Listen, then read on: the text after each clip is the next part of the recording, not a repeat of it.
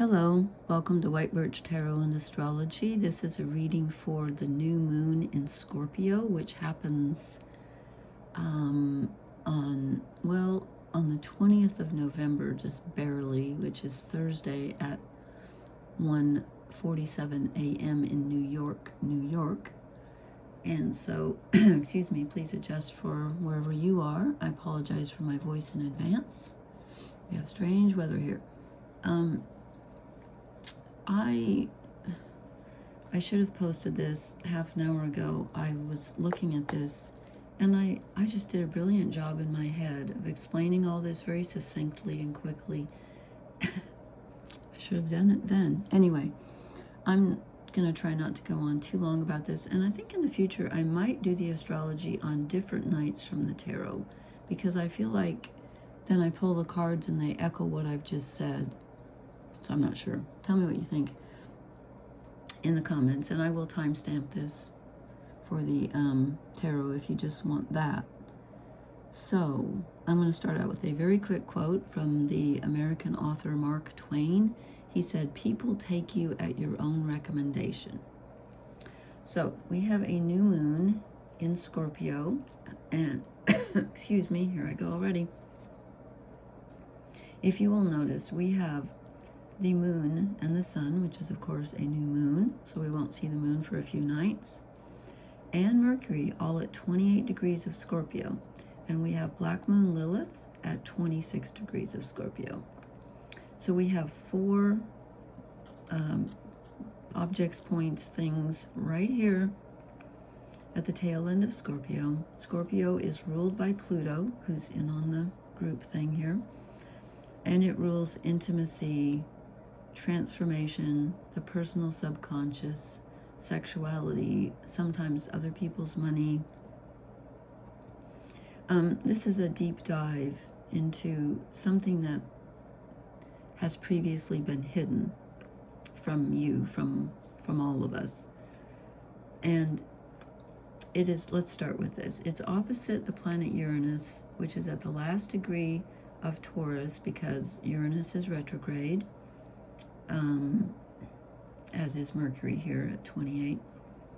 So I'm going to go back. I'm going to start with Mercury down here. Okay, Mercury rules two different signs, Gemini and Virgo. Mercury is an interesting planet. It's a personal planet, but he's bigger than that, he, she, because in Greek mythology his name is Hermes. You've probably heard of Hermetic wisdom. Hermes was very important in the science, or the magic, whatever you want to call it, of alchemy, because Mercury was the only god excuse me, who could go back and forth between the underworld and this world. So he was the messenger of the gods. And in alchemy, oh, excuse me, I have to get my water.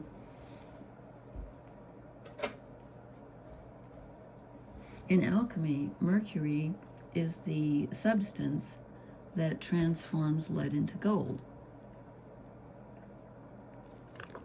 Not literally, that's a metaphor. So lead is the metal that's associated with Saturn, which is where we have our limitations, restrictions, responsibilities, burdens. It's kind of where our life lessons are. And here's Saturn at the tail end of Pisces, you know, with Neptune at the very last degree of the zodiac, both retrograde. And the lead that turns into gold, gold is the metal that goes with the sun, which is our true purpose in this lifetime and our true self. So so Mercury being here is he's like doubling the transformation. He's providing he's doing a service here to this new moon. And so is Black Moon Lilith. She's bringing in the dark parts of ourselves that we have not accepted, perhaps, or have not felt like we could show to others, because this part of ourselves has been shamed. She's the feminine part of ourselves, and we all have that, the emotional receptive side. Excuse me, I don't know what's wrong with my voice. where we have not, where that part of us that was just never accepted by our families, by society, whatever. And they're making, let's start with the grand trine rather than the opposition, because it's more positive. So we have a grand trine between these four things right here, Mercury, Sun, Moon, Black Moon, Lilith, and Jupiter at 25 degrees of Cancer, retrograde, bringing in family, ancestral energy, nurturing child, the inner child, how you were nurtured, how you nurture, and all that. And I talked about Jupiter bringing in more emotions, making everything more emotional, and that's true. But I do want to point out that I probably haven't stressed enough the fact that Jupiter is very positive energy. Now, when he's retrograde, it's a little bit wonky, but Jupiter is, I think he's exiled, not exiled, exalted. That's quite a different word. Exalted in Cancer. So this is very positive. He brings in generosity and expansion and gives us hope and optimism and a glimpse of the future, what can be, and how to make things feel bigger and open things up. So we have the hidden down here, something we're looking at that needs to be integrated, and then we get this boost of expansion, of emotional expansion, where perhaps we're more self-forgiving and maybe even forgiving of others, whatever. And then they're trined this conjunction of Neptune and Saturn here in Pisces, which, Neptune's really good at, I don't want to say dissolving, but like Neptune is the ocean and is very good at connecting you with a larger emotion that can help you and brings in some imagination and, just that feeling of connection with everything. So we have a big grand trine here. And then I just want to briefly mention there's this small mini grand trine. This is not, we have two. We have this one that's been going on for ages with the outer planets. But tonight we have one with the personal planets here with the new moon, with Pluto and Saturn, Neptune. So Pluto, which rules Scorpio, by the way, the lord of the underworld here, Pluto is in Aquarius, and he's bringing in some much needed distance, a feeling of being able to be the witness and the observer, and also some forward-looking energy, like it's not going to be this way forever.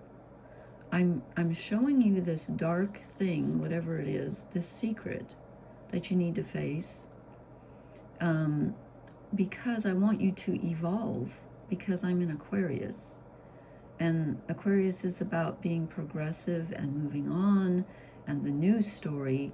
So this is a good thing, and Pluto's direct now. So this is not happening to us just so we can wallow in the mud of our past and go, oh, woe is me. You might go, oh, woe is me. But there's a method to this madness. It's to move you out of something. We've been talking about this for a long time. I know the planets are getting kind of repetitive because they're moving very slowly, the outer planets. But this is necessary. And this is a real, it's a very quick, I want to say Quicksilver, which is, of course, another name for Mercury. It's something that's kind of quick, and yet it's something deep that you can take your time with too. But there's an electric quality to it because it's opposite the planet Uranus at 29 degrees of Taurus, as I said. And Taurus is an earth sign. So we have this water grand trine, then we've got Pluto in air, and Uranus just came out of Gemini, but now he's back at the tail end of this earth sign ruled by Venus. So this brings in the body. The body gets involved. It's something that you feel in your very bones, in your guts and your bones and your body. This is not just an intellectual exercise. The mind is involved, but in a stranger way because Mercury's retrograde. So yes, you might realize something, but it's not so much of a mental adjustment as it is a very emotional and physical adjustment, if that makes any sense. And I don't even know what we call this thing. It looks like a coffin to me. I don't think it's called that. I can't remember what it's called, but it's sextiles here, which are very positive between Uranus and Jupiter. You know, it's giving us insight into our emotional, whatever is coming up that has to do with childhood or the past or families or whatever. You know, Uranus is saying it's okay, we can use this going forward. But again, it's something to do with the body, and you may just feel it in your body, or it could be something about your body that you maybe felt shame about when you were younger. I don't know. And then we have another sextile here, as I said already, with Pluto, giving us some hope, saying, you know, this is progressive, believe it or not. And then these are making a trine here and a trine here. So we have water, water, excuse me, air, and earth. So we don't have any fire going on except for Chiron and Aries. Because it's not really the time to act. It's not really about acting. It's about sitting in this. It's slower. It's watery. It's about letting it wash over you, kind of like a cleansing wave. And yet there's this was my question when I drew the cards. I'm like, okay, so Uranus brings in that feeling of we can take this forward, but also Uranus generally is something sudden, like a sudden realization. Rules electricity and lightning and stuff. So I'm going to move this because I could talk about that all night and I don't want to. And I just want to show you just briefly. I had a little trouble with the cards tonight. I kept picking up different decks, and then I thought, no, I'm going to go with the fairies. So I pulled a couple of fairy cards, and they're not for tonight, honestly. Actually, this is a challenge, okay, but this didn't feel right to me. Then I drew this one, which has no title. Let me bring up the picture. No title, and I thought, no, I don't want this one tonight. So I shuffled, and there's only two in this deck that have no name or anything, and I got this one like it was taunting me. And also on this card, I saw these little caps and like little acorn things, and I had just gone for a walk tonight, and I had to pick up, can you see that? I don't know why I'm fascinated by, you know, if you want to woo me, don't give me a diamond. Give me a little piece of something that fell off a tree. I have a collection of weird stuff. Okay. Anyway, so I thought, you guys are just taunting me. And I thought, I'm going to draw one more. And I got, where is she? I got the Fairy of Naughtiness sticking her tongue out at me. And I thought, okay, forget it. Forget it. I'm not doing you guys. It's not for tonight. So then I thought, I'm going to pull some shadow cards to see what are we not seeing about this new moon. What am I not seeing about this new moon? And also, what's that Uranus energy? So, and then I ended up drawing some Liz Green Mythic Tarot because. So I start out with the Five of Wands. So what am I not seeing about this? That I didn't really feel a combative aspect, but this is showing me that there's an internal struggle going on. And perhaps this is one of the reasons that we need to integrate something. It's something we've tried to bar. See, I'm using the astrology to interpret the cards, which is why I'm thinking I might do them on different nights. But there's something challenging us right now. Oh, I just drew the challenge, didn't I? There's something challenging us, and we're trying to block it. And then, guess who comes up again? Yeah, I don't care what tarot channel you watch, everybody's been getting the Tower lately. And I wondered what this was. And then you know, when I did the chart, I printed out last night, and I thought, oh, Uranus is opposite the new moon. This is the card for Uranus. It's the lightning storm. And in this deck, it's not, notice the Tower's not being knocked down. But there's a realization There's certainly, now the word challenge is stuck in my mind.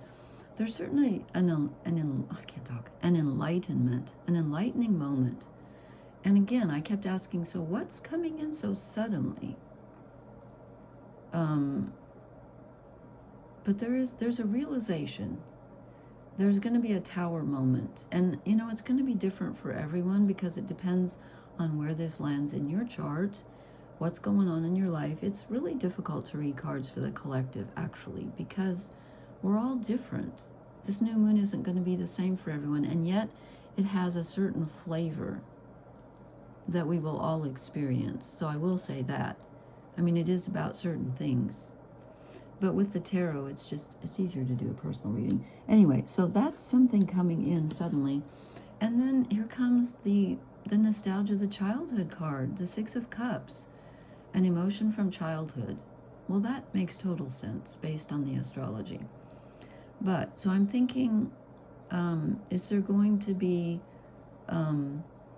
is this us finally accepting a part of ourselves that we've been fighting with? And as I was thinking about this, I thought, Scorpio energy, it's fixed water, can be very stubborn, opinionated. Can also be very generous. I'm not trying to diss Scorpios here. But I thought, Scorpio energy can be very intense. And that might be why we have the Five of Wands. It's very intense energy, and it could be pointing us to a place in our lives where we're combative because of something long ago, perhaps, that hurt our feelings or that triggered something very tender and sensitive in us. That's a good thing. It's good to be tender and sensitive, but sometimes we push those parts of ourselves away because they hurt. And maybe it's time, maybe this is allowing it to just suddenly rush in. I don't know. Because then we get the last shadow card I drew. What are we not seeing, or what am I not seeing about the new moon? The Five of Cups. It's an old sorrow. It's something sweet.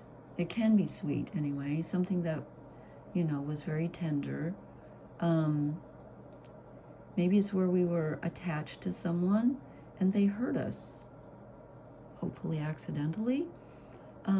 It's about an old sorrow. So then I said, okay, that's enough shadow stuff. What's coming to light? And I get the Three of Swords. Okay, that doesn't look like a pleasant card, but it's the lancing of an old wound. Okay, yes, they're killing. Is that Lair? Geez, I always forget. Agamemnon and what's her face?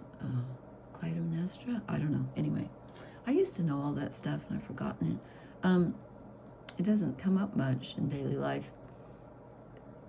So yes, they've just killed someone. But the meaning of this card, in this deck especially, is about lancing an old boil. It's a good thing. You probe the old wound and it allows it to heal. Yeah, it really does. And so it hurts a little bit, but it also brings up fond memories. It can bring up some very sweet, fond memories too, and show you something. And then we end on a really interesting note. 2 wand cards. And when this one came out first, and I put it back and I thought, oh, I just dropped that. Because I just didn't see, there's no fire in the chart. And I put it back in and it came out again. So it means to be here. This one came out first. Actually, this one came out first. Then I put it back, drew this one. And then this one came out. So I'll start with this one. Why do I keep changing my mind? This is about, I told you Chiron is in Aries. And Aries is about self-identity. Chiron is the primal wound. This is an inrush of something that's perhaps been long buried. I don't know. But it's our true identity. It's a piece of our true identity rushing in, saying, don't forget about me. And you're allowing it to come in. It's creative. It's passionate.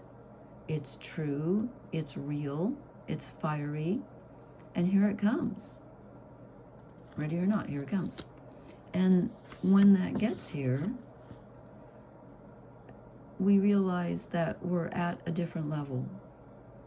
And again, it doesn't happen overnight with the new moon, but it's about, the new moon is about going within and thinking about where we want to go from here.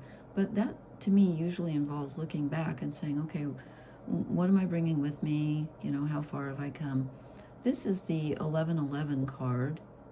It's sort of, you know, it's getting to an initial, more than initial stage of completion, because that's the Three of Wands. It's like you've finished step one and you're just like totally done with it.